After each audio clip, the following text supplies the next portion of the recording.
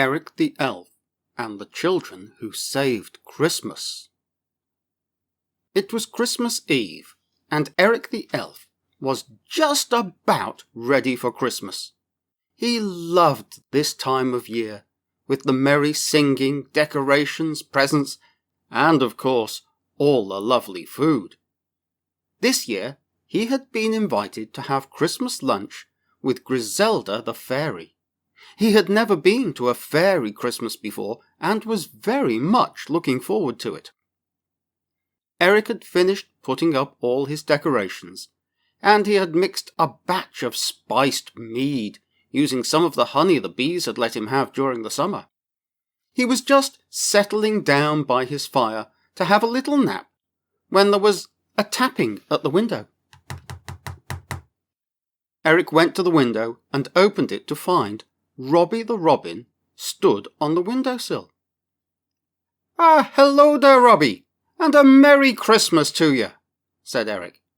No time, cried Robbie. Santa has lost one of the runners from his sleigh and is asking that every elf helps to deliver presents for their nearest village, so none of the children are disappointed. Eric, you must go straight to the village now and collect the presents from Santa and deliver them.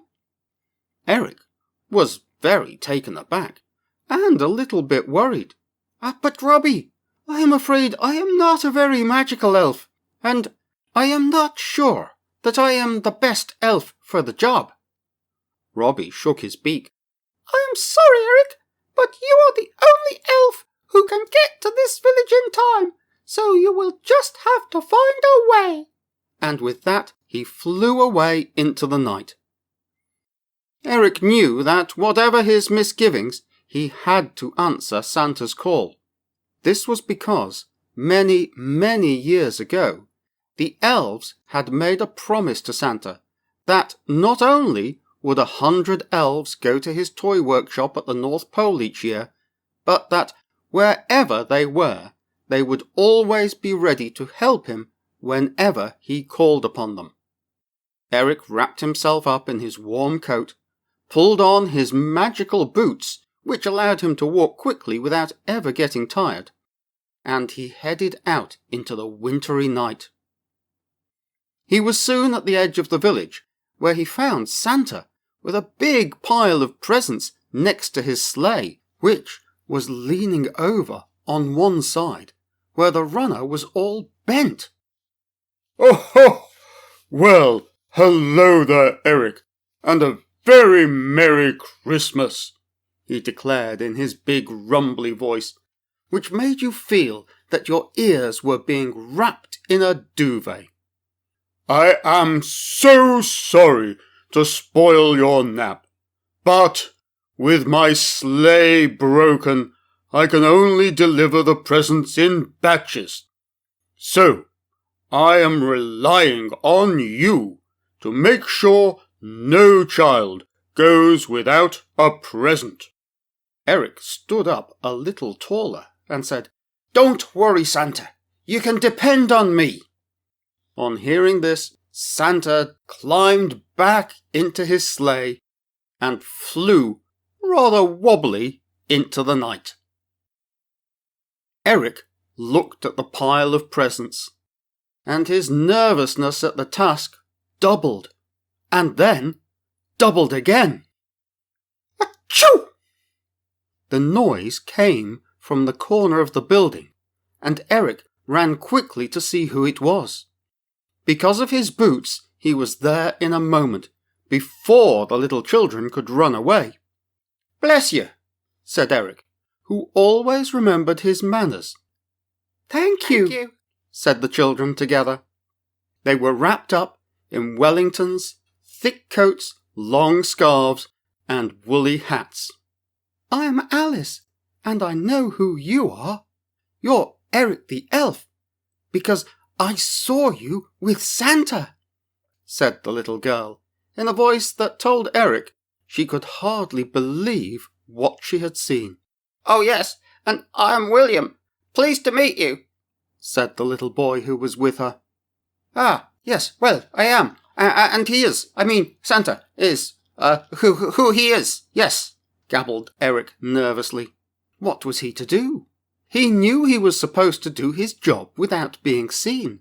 And for Santa to be spotted as well, that was just not done. Then, looking at the pile of presents and the two children, Eric had an idea.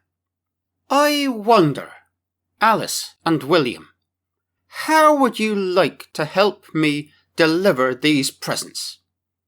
The children had a little think, and then Alice asked, We would love to help you, but does this mean you grant us 3 wishes? Eric scratched his head.